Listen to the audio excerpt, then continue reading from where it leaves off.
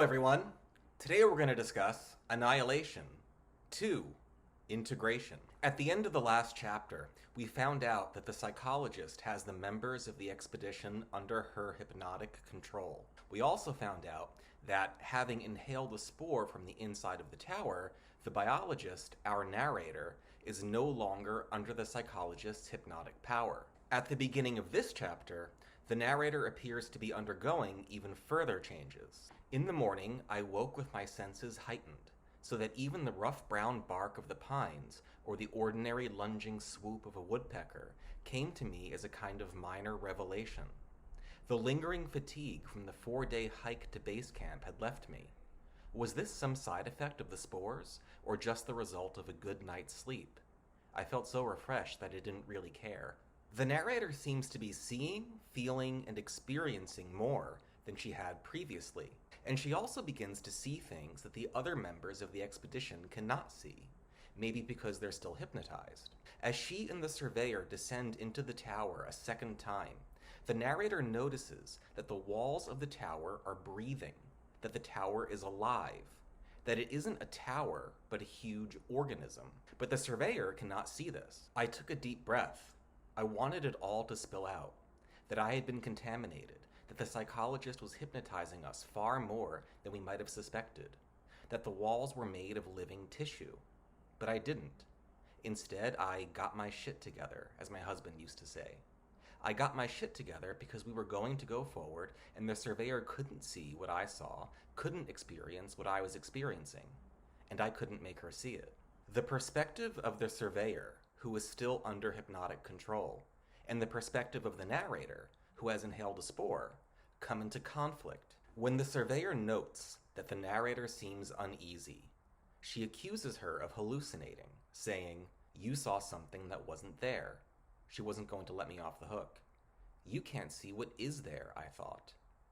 The psychologist's hypnotic power might seem extreme, but it's really just an exaggeration, or maybe only a variation, of the problem of perspective that we discussed in the previous video. It seems that the psychologist is using hypnosis not only to control what the other members of the team do in Area X, but also to control what the other members of the team see in Area X, to keep them from seeing, for instance, that the walls of the tower are breathing. But your past experience, cultural background, political ideology, professional training, or habitual forms of thinking already prevent you from seeing everything in front of you. Everyone is, by their family traditions, their education, the media they consume, taught to pay attention to certain things, disregard others, and interpret the world in a certain way. As the narrator and the surveyor inspect the organic writing on the wall of the tower again, the narrator thinks, "I had the wrong brain for this task, and so did she. We needed a linguist. We could look at that latticework script for ages, and the most original thought I would have is that it resembled the sharp branching of hard coral. To the surveyor, it might resemble the rough tributaries of a vast river." The narrator, a biologist, looks at the bizarre writing and can only compare it to other organisms she has already studied. The surveyor looks at the writing and compares it to the lines of rivers she sees on maps. They have gotten so used to thinking in certain ways, it is difficult for them to think in new ways. The narrator increasingly suspects that the government agency that sent them on this expedition has lied to them, has tried to manipulate them from the very beginning. I kept reviewing my training over and over again, searching for a clue, for any scrap of information that might lead to some revelation about our discoveries. But I could find nothing, could only wonder at my own gullibility in thinking that I had been told anything at all of use. Always, the emphasis was on our own capabilities and knowledge base. Always, as I looked back, I could see that there had been an almost willful intent to obscure, to misdirect, disguised as concern that we not be frightened or overwhelmed. For instance, the maps they were given did not include the underground tower on them, but the government must have already known the tower was there from previous expeditions. But, as the narrator notes, any map, a map itself, hides from you as much information as it gives you. The map had been the first form of misdirection, for what was a map but a way of emphasizing some things and making other things invisible? Always, we were directed to the map, to memorizing the details on the map. Our instructor, who remained nameless to us, drilled us for 6 long months on the position of the lighthouse relative to the base camp, the number of miles from one ruined patch of houses to another, the number of miles of coastline we would be expected to explore, almost always in the context of the lighthouse, not the base camp. We became so comfortable with that map, with the dimensions of it, and the thought of what it contained, that it stopped us from asking why or even what. The things on a map, on any map, are automatically presented as more significant, more important than the things that are not on the map. When you're lost somewhere and you're trying to find your way using a map, you're looking around the real world for the things that are also on the map, and you're not paying attention to the things that are not on it. But this is also the effect of any kind of training: academic, athletic, political, cultural, scientific, military, survivalist.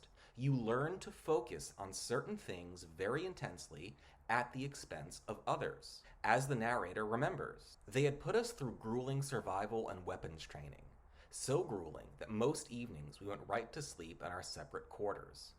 Even on those few occasions when we trained together, we were training apart. They took away our names in the second month, stripped them from us. The only names applied to things in Area X, and only in terms of their most general label. This, too, a kind of distraction from asking certain questions that could only be reached through knowing specific details. But the right specific details, not, for example, that there were 6 species of poisonous snakes in Area X. A reach, yes, but I was not in the mood to set aside even the most unlikely scenarios. By the time we were ready to cross the border, we knew everything, and we knew nothing. A lot of things happen in this chapter. It's full of actions and revelations. But the most important thing that's happening is that the narrator is, in a sense, perhaps because of the spore she inhaled, stepping outside of the perspective she developed after the scientific, cultural, and political training she received as a human being. And what is she noticing as she leaves her training behind? All of the things she was previously trained not to notice. The wind picked up, and it began to rain. I saw each drop fall as a perfect, faceted, liquid diamond, reflecting light even in the gloom, and I could smell the sea and picture the roiling waves. The wind was like something alive. It entered every pore of me, and it, too, had a smell, carrying with it the earthiness of the marsh reeds. I had tried to ignore the change in the confined space of the tower, but my senses still seemed too acute, too sharp. I was adapting to it, but at times like this, I remembered that just a day ago I had been someone else.